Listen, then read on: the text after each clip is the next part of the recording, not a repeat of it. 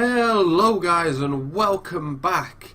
So for the next couple of weeks I'm going to be bringing back a rather old feature. So this was something I was doing back before I just moved the channel to a Friday only sort of thing. This was something I used to do on a Saturday. I used to do a power rankings. Now I'm doing this for the next couple of weeks because for the next few weeks we are on the build up to 2018. We are on the road to Christmas and the road to the new year. So leading up to that, I want to talk about things that are coming up in 2018 that I am not only super hyped about, but I hope you guys will be super hyped about as well. So today I am kicking off with animes. Animes that are coming out in 2018. Now, there's quite a few that I've left off of my list, so I will just say as well that each of these lists will be a top 5. I am trying to keep it limited, so I can really talk more about the ones that I want to see the most. Now, like I was about to say there, that there are quite a few coming out in this next year that are new animes, which I've not really said much about, because you never know with something that's going to be completely brand new what it's going to be like. It could be good, it could be terrible, you can't tell from the art style what it's going to be. And the way that they release trailers for anime, it's only like a 20 to 30 second sort of trailer, so there's not much you can tell from it. So them sort of things I'm going to wait until they come out so I can have a look at them before I talk about them. So pretty much everything on this list we already know at least something about. So I'm going to kick it off right now with number 5, which is an interesting number because at number 5 we have Persona 5.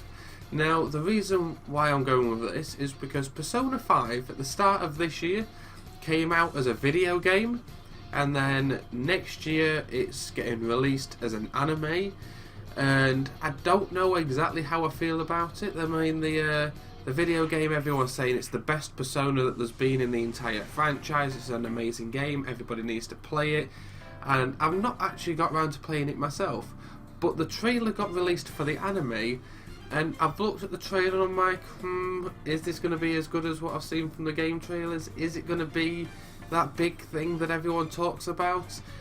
I'm not sure how good it's going to be, but we will have to see. So yes, Persona 5 coming out next year, something definitely to check out at least. Now, one more thing that I've got on my list at number 4 is Season 3 of My Hero Academia. Now, again, the reason why I've gone with this is I watched Season 1, and Season 1 was okay, but I didn't think it was standout amazing. Season 2, however, when that came out and they was doing all the contests and all that to see who's the best and all that, it was quite gripping actually, and I thought that was very interesting. So I'm intrigued to see where they're going to go with that with a 3rd season, because it's not my standard sort of anime. It's not the sort of stuff that I really normally go for. I kind of like something that's different out there but still realistic and sticks to it, and I'm not a fan of the more stuff that's kind of aimed more towards the kids. I'm more, Attack on Titan, very dark sort of animes, or even stuff like Shiki and stuff like that, which is a horror sort of element to it.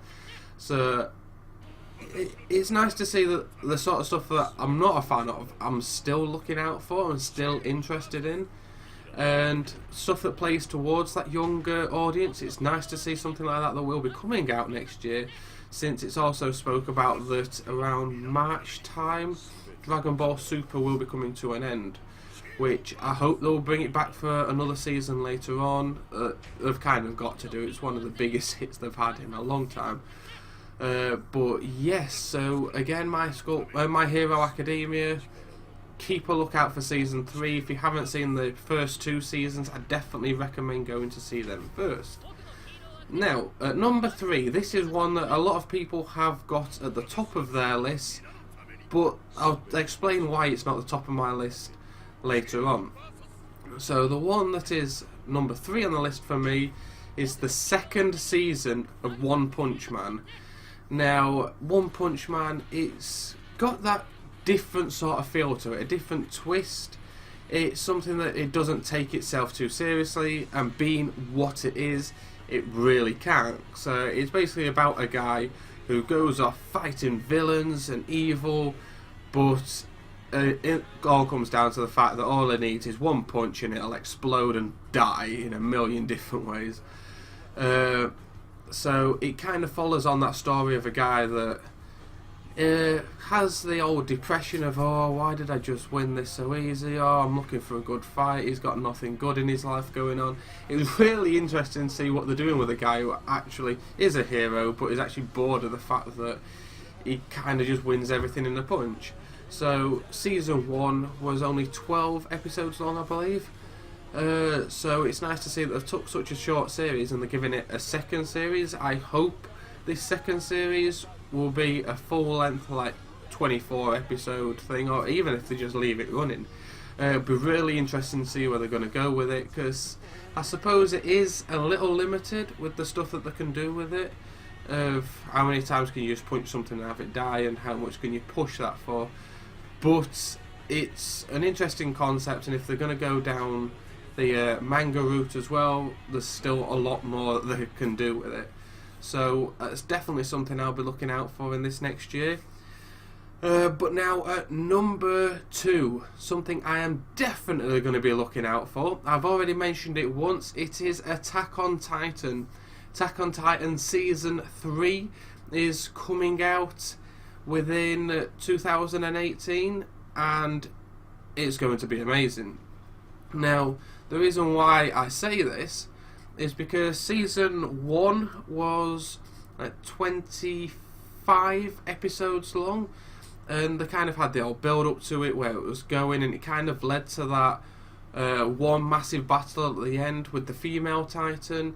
But then just as you thought it was all coming to an end with that, and you now know that there are other people out there that are Titans, the wall breaks down and there's Titans within the wall, and then she goes off into like a shell defense, and then it comes out in Season 2 that obviously that is just like the skin that she has built up, and then you finally find out who the Colossal is and the Armoured, but then you've still got the Beast Titan out there that you don't know much about, and he's got that key that leads to something within his house, but you don't know what that is, so that's got somewhere to go as well.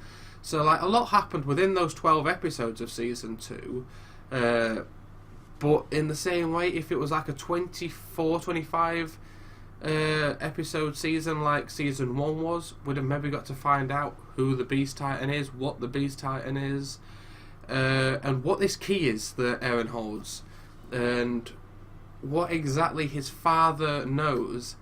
I get the feeling, I think we've already had a glimpse of the Beast Titan and who it is, or at least someone that's controlling it, and I kind of get the feeling that this key that he holds kind of links in with the Beast Titan, and I get the feeling somewhere behind it that either his father is the Beast Titan or working with the Beast Titan. That's kind of worrying.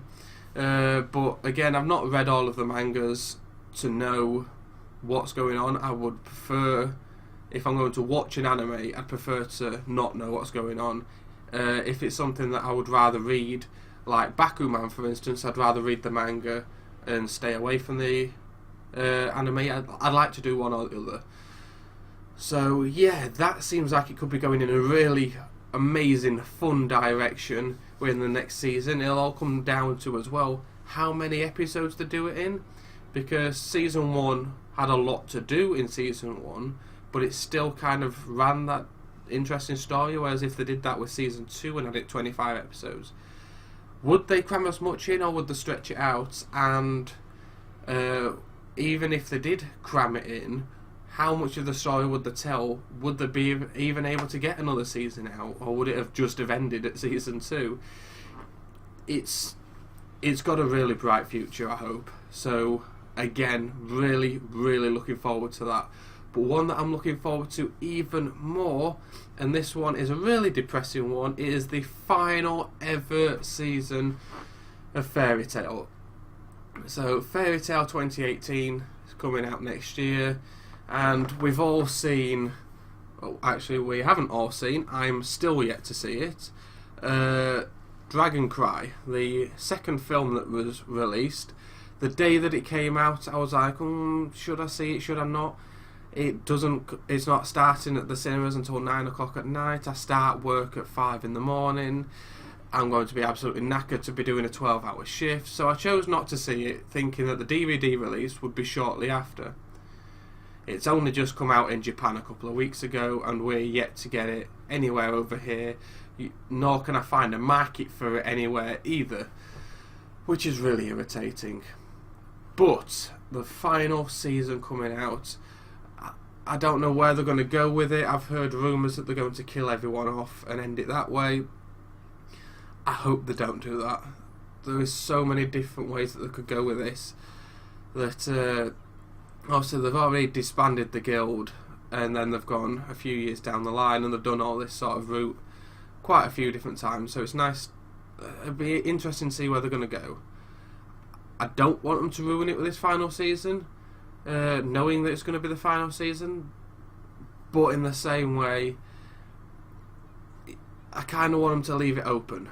So if they do get to a point where, because I think he said that the reason why he's doing this final season is kind of like he's done so many episodes of it now that he's just got bored of writing it. So he's looking to do something different for a while. So who knows, it might come out with another project that'll be similar to Fairy Tail, so that'll be something new to look out for. But it'll also leave the door open, so if he did want to do more, that he could always do more series of it and kind of go on from there. So they can't do that if they kill everyone off, which this is the world of anime, and obviously anything can happen. But again, that's such a big thing, and I wouldn't have put this at the top of my list if it wasn't for the fact that it's the final ever series and it has gone on for so long. I just hope they do it justice. But yes, so that is my top 5 lists of animes to watch out for in 2018. Do you guys agree with me? Are there other animes out there that you guys want to see? Let me know in the comments below, and don't forget to like and subscribe for more videos like this leading up to 2018, telling you about things that are going to be coming out that I'm really hyped about. I've got stuff on video games, and I've also got stuff on films as well. So I will see you guys later. This has been me for today, guys.